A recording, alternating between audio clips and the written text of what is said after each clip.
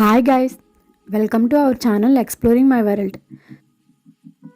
ఈరోజు మన వీడియోలో సందువా ఫిష్ కర్రీ అనేది ఏ విధంగా సింపుల్ అండ్ టేస్టీగా ప్రిపేర్ చేసుకోవాలో చూసేద్దాం పదండి. ఫస్ట్ ఆఫ్ ఆల్ ఈ కర్రీకి కావాల్సిన ఇంగ్రీడియంట్స్ అన్నీ స్క్రీన్ మీద ఇచ్చాను, ఒకసారి చూసేయండి.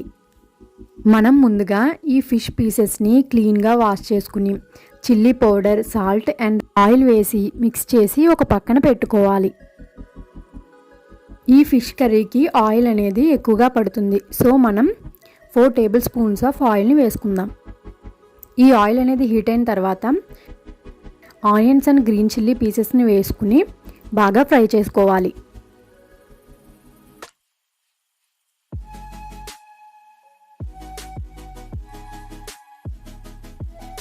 ఆనియన్స్ అనేవి తొందరగా ఫ్రై అవ్వడానికి టర్మరిక్ అండ్ సాల్ట్ని వేసుకుని ఫ్రై చేసుకోవాలి.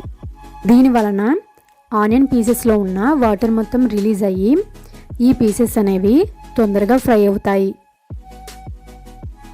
ఆనియన్స్ అనేవి ఫ్రై అయిన తర్వాత ముందుగా రెడీగా పెట్టుకున్న పేస్ట్ని యాడ్ చేసుకోవాలి. ఈ పేస్ట్కి కావాల్సిన ఇంగ్రీడియంట్స్ అన్నీ వీడియో ఫ్రంట్లో ఇచ్చాను, ఒకసారి చూసేయండి.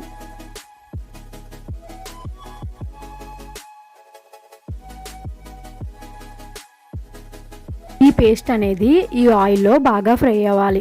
అంటే ఈ పేస్ట్లో ఉన్న వాటర్ మొత్తం రిలీజ్ అయ్యి ఆయిల్ బయటకు వచ్చేంత వరకు ఫ్రై చేసుకోవాలి. చూసారు కదా, ఈ పేస్ట్ అనేది ఈ విధంగా దగ్గరికి కుక్ అవ్వాలి, అంటే ఆయిల్ పైకి తేలుతూ ఉండాలి. ఆ టైంలో మనం ముందుగా కలిపి పెట్టుకున్న ఫిష్ పీసెస్ని ఒక్కొక్కటిగా వేసుకోవాలి.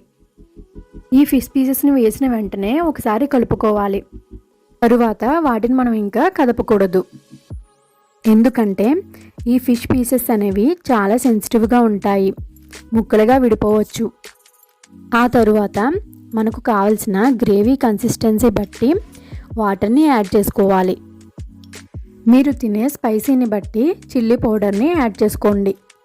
ఇప్పుడు ఒక క్లాత్ని తీసుకుని ఈ ఫిష్ పీసెస్కి ఈ చిల్లీ పౌడర్ అనేది బాగా పట్టే విధంగా వీడియోలో చూపినట్లుగా కలుపుకోండి.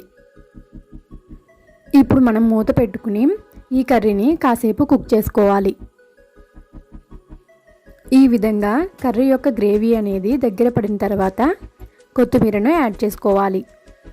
సో ఫైనల్గా మన సందువా ఫిష్ కర్రీ అనేది రెడీ అయిపోయింది. సో మీరు కూడా వెంటనే ట్రై చేసేయండి. ఈ వీడియో మీకు నచ్చినట్లయితే నా ఛానల్ని సబ్స్క్రైబ్ చేయండి. Thanks for watching.